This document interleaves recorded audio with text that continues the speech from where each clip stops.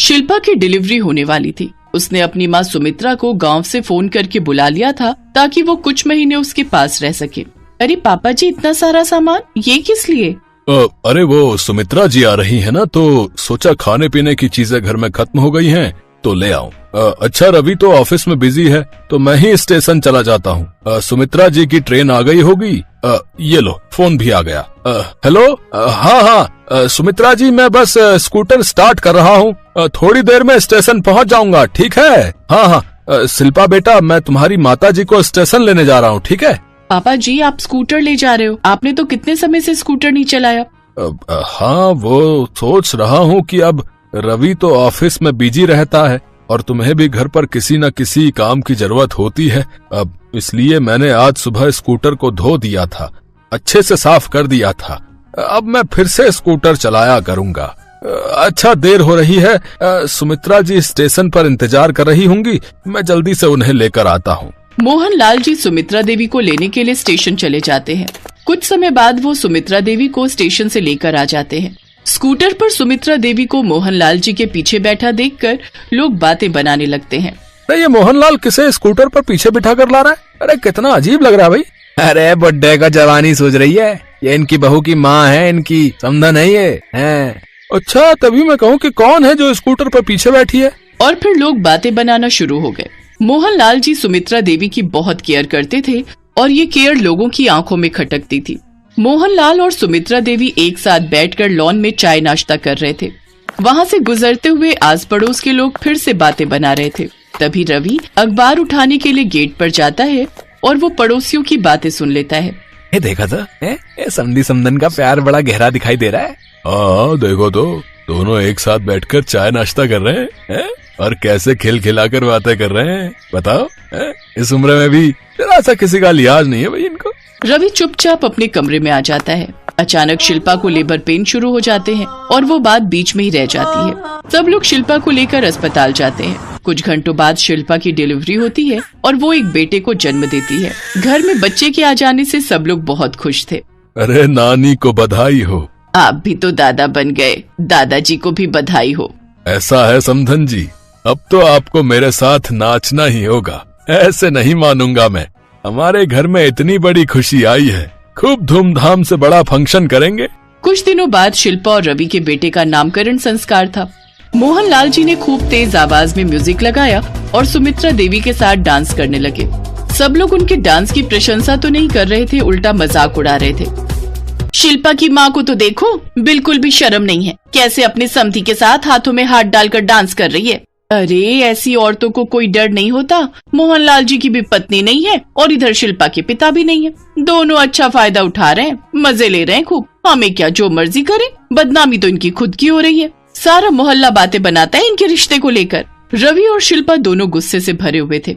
शिल्पा, हमें इन दोनों से बात करनी ही होगी। वैसे ये दोनों हैं कहाँ? पापा जी मम्मी के कमरे में है। अभी और इंसल्ट करनी बाकी थी, जो अभी भी ये दोनों बाज नहीं आ रहे। चलो जरा आज बात हो ही जाए। शिल्पा और रवि जैसे ही कमरे में जाने लगते हैं, वो अपने मम्मी पापा की बातें सुन लेते हैं। आपने अभी तक मेरा बनाया हुआ स्वेटर संभाल कर रखा था। सुमित्रा, मुझे पता है, जब मैं गांव में पहली बार आया था तो तुमने मेरे लिए ये स्वेटर बनाया था। निशानी के तौर पर मुझे वो समय आज भी याद है।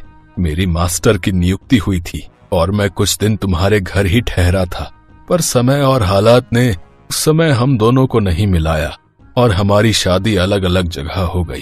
क्या आप अभी भी मुझसे इतना प्यार करते हैं? पर मुझे यही कहना है कि अब दुनिया हमारे बारे में बातें कर रही है। उम्र के इस पड़ाव पर हमें ये सब सोचने का कोई हक नहीं। मैं जानता हूँ सुमित्रा, ना हम उस समय मिले थे, ना हम अब मिल सकते हैं, पर मेरे दिल में हमेशा तुम्हारे लिए प्यार और सम्मान रहेगा। तुम कल जा रही हो, इसलिए तुम्हारे लिए तुम्हारी पसंद के ये बेसन के लड्डू लाया था। अपने माता पिता की बातें सुनकर शिल्पा और रवि की आंखों में आंसू आ जाते हैं। वो उनके सच्चे और पवित्र प्यार को समझ रहे थे।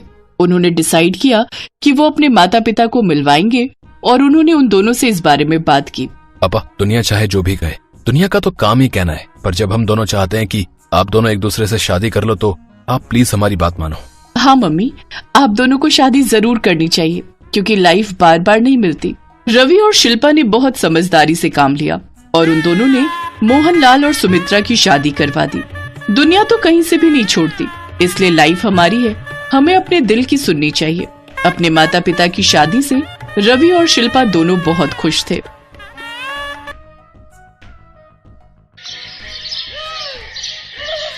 स्वाति पिछले कुछ दिनों से बहुत परेशान थी। शादी को अभी 1 महीना भी पूरा नहीं हुआ था, फिर भी स्वाति को देखकर ऐसा लगता था कि उसके चेहरे पर कोई खुशी नहीं है। इस बात को लेकर उसका पति आशीष और सास शर्मिला कई बार पूछ चुके थे। स्वाति बेटा, क्या बात है? मैं देख रही हूँ जब से तुम शादी होकर इस घर में आई हो तुम बहुत परेशान रहती हो। क्या तुम्हें यहाँ ससुराल में कोई परेशानी है बहू? नहीं मम्मी जी, ऐसी कोई बात नहीं है, बल्कि मैं तो खुद कहने वाली थी कि आप सब मेरा इतना ख्याल रखते हो, मुझे मम्मी के घर की याद ही नहीं आती है। बस ऐसे ही थोड़ी थकान रहती है, हो सकता है शादी की भागदौड़ में ऐसा हो गया हो। मम्मी, मैं कितनी बार तो स्वाति को कहता हूँ कि कुछ खाया पिया करे। देखो, आप जो आलू के पराठे और दही रखकर आए थे, मुश्किल से 1 या 2 टुकड़े ही खाए होंगे। बोल रही है मुझे भूख नहीं है। तुम्हें पसंद नहीं आया नाश्ता बहू? नहीं नहीं मम्मी जी, नाश्ता तो बहुत टेस्टी बना था, आलू के पराठे मुझे बहुत पसंद आए। 1 सेकेंड, मेरा मोबाइल बज रहा है, मैं अभी आती हूँ। स्वाति दौड़कर कमरे में जाती है और फोन उठाती है। हेलो मनोज, मैंने तुम्हें कितनी बार कहा है मुझे ऐसे टाइम बे टाइम फोन मत मिलाया करो। मैं शादीशुदा हूँ, अगर किसी ने तुम्हारा मोबाइल फोन बजता हुआ देख लिया तो मेरी शामत आ जाएगी। क्या करूं डार्लिंग, तुम्हारी आवाज सुनने को दिल तरस रहा था, बस इसीलिए तुम्हें फोन मिला लिया। अच्छा ये बताओ, मिलने कब आ रही हो? 1 महीना होने वाला है तुमसे मिले हुए। मैं तुमसे मिलने नहीं आ सकती, मेरा आना मुश्किल है। देखो, मुझे मना करके तुम गलती कर रही हो। तुम जानती हो ना कि मैं क्या कर सकता हूँ। मनोज, तुम ऐसा क्यों कर रहे हो? तुम्हें अपना बॉयफ्रेंड बनाना मेरी जिंदगी की सबसे बड़ी भूल थी। तुम मेरी प्रॉब्लम से नहीं समझ रहे हो और तुम इतना गिर जाओगे ये मैंने कभी नहीं सोचा था। तुम तो कहते थे कि तुम मुझे बहुत प्यार करते हो। क्या प्यार करने वाले इस तरह से ब्लैकमेल करते हैं? देखो, मेरे पास तुम्हारी ये फालतू बातें सुनने का टाइम नहीं है। या तो तुम मुझसे मिलने आओ या फिर मैं तुम्हारे बारे में। नहीं नहीं मनोज, तुम ऐसा कुछ नहीं करोगे। ठीक है, मैं मौका देखकर तुमसे मिलने जल्दी आऊंगी, पर प्लीज मैं तुम्हें खुद कॉल करूंगी। तुम मेरे नंबर पर फोन मत करना। आशीष और माँ पापा जी मेरे आसपास ही रहते हैं। स्वाति की आंखों में आंसू आ जाते हैं। तभी उसकी सास शर्मिला कमरे में आ जाती है। स्वाति फोन काट देती है। स्वाति बेटा, क्या बात है? कौन था ये लड़का जो तुम्हें डरा रहा था? मैंने सब सुन लिया है, मुझे सच सच बताओ, कुछ भी छुपाने की जरूरत नहीं है। मम्मी जी मुझे माफ कर दीजिए, मैं बहुत परेशान हूँ। आप मुझे जो सजा देना चाहती हैं वो दे दीजिए, पर मेरी कोई गलती नहीं है। मनोज मेरा अतीत है। शादी से पहले मनोज और मैं एक दूसरे से प्यार करते थे, पर अब जब शादी के बाद मेरा उससे कोई रिश्ता नहीं है तो वो मुझे फोन करके ब्लैकमेल कर रहा है। स्वाति मनोज नाम के उस लड़के के बारे में अपनी सास शर्मिला को सारी सच्चाई बताती है। मनोज स्वाति का बॉयफ्रेंड था। वो 1 नंबर का बदमाश आदमी था। वो आए दिन लड़कियों को फंसाता रहता था, इसलिए स्वाति ने मनोज का साथ छोड़ दिया और अपने पापा को आशीष के लिए हाँ कह दी। पर अब शादी के बाद मनोज स्वाति को ब्लैकमेल कर रहा था, जिस वजह से स्वाति बहुत परेशान थी। स्वाति की सास को सारी सच्चाई पता चल चुकी थी। घबराओ नहीं स्वाति, मैं तुम्हारी सास बाद में हूँ, पहले एक माँ हूँ। हम दोनों मिलकर उस मनोज को सबक सिखाएंगे और तुम डरो नहीं। मैं तुम्हारे और आशीष के रिश्ते पर बिल्कुल भी आंच नहीं आने दूंगी। पर मम्मी जी, मनोज बहुत चालाक लड़का है। अरे उसकी चालाकी मुझे निकालनी आती है। मैंने ऐसे बहुत से लड़कों को कॉलेज टाइम में ठीक किया है, पर मुझे आशीष और तुम्हारे पापा जी से ये बात छुपानी होगी। बस तुम देखती जाओ कि मैं क्या करती हूँ। मुझे मनोज का नंबर दो। ये लीजिए मम्मी जी।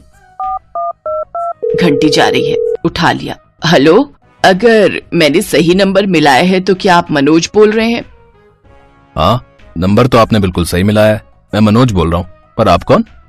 मेरा नाम रीटा है। मैंने सोशल मीडिया पर आपको देखा था। वहाँ प्रोफाइल पर आपने अपना कांटेक्ट नंबर भी डाला हुआ था। सच कहूँ तो मैं तो आपकी पिक देखते ही आपको अपना दिल दे बैठी थी। आपको फोन किए बिना मैं रह ही नहीं पाई। आपको मेरी बातों का बुरा तो नहीं लगा? नहीं, मुझे आपकी बातों का बुरा नहीं लगा। मैनेजर अंकल, मैंने आपको कहा तो है, आप 20 लाख का चेक काट लीजिए, मैं साइन कर दूंगी। बाकी पापा ऑस्ट्रेलिया से आएंगे तब आप उनसे बात कर लीजिएगा। अभी मैं फोन पर बिजी हूँ, आप थोड़ी देर बाद आना। मनोज से इस तरह झूठी बातें करते शर्मिला स्वाति को आंख मारती है। अब तक स्वाति सब कुछ समझ गई थी। शर्मिला एक पैसे वाली लड़की बनकर मनोज से बातें कर रही थी। शर्मिला से बात करने के चक्कर में मनोज ने अब स्वाति को भी फोन करना बंद कर दिया। इससे स्वाति को थोड़ी तसल्ली हो गई थी।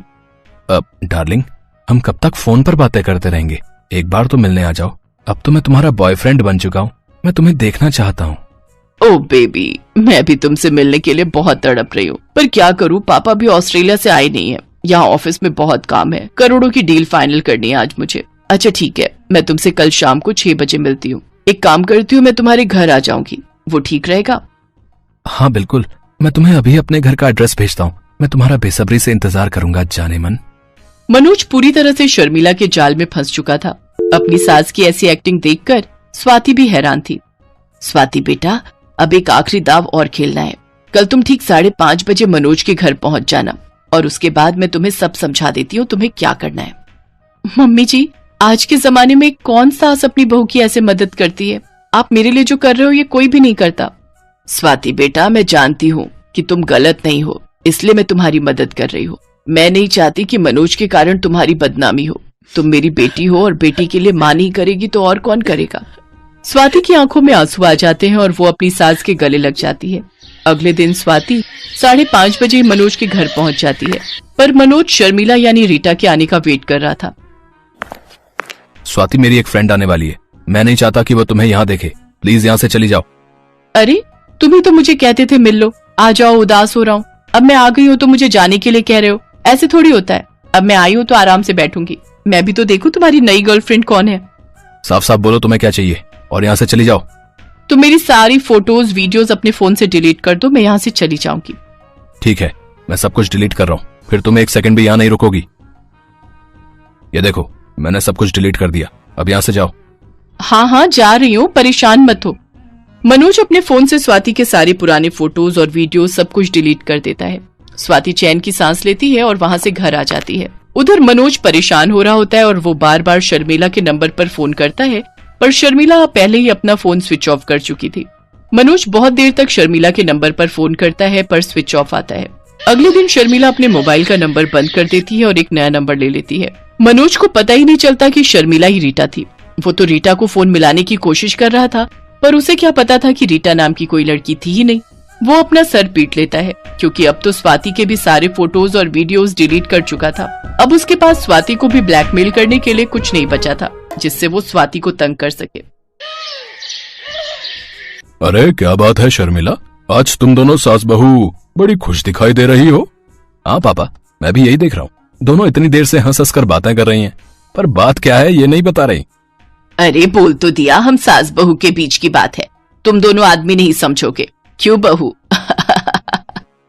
हाँ मम्मी जी, ये तो सच है, ये बात आपके और मेरे बीच की है और इस बात के लिए फिर से एक बार thank you mummy ji. Love you. Love you too मेरी प्यारी बहू रानी।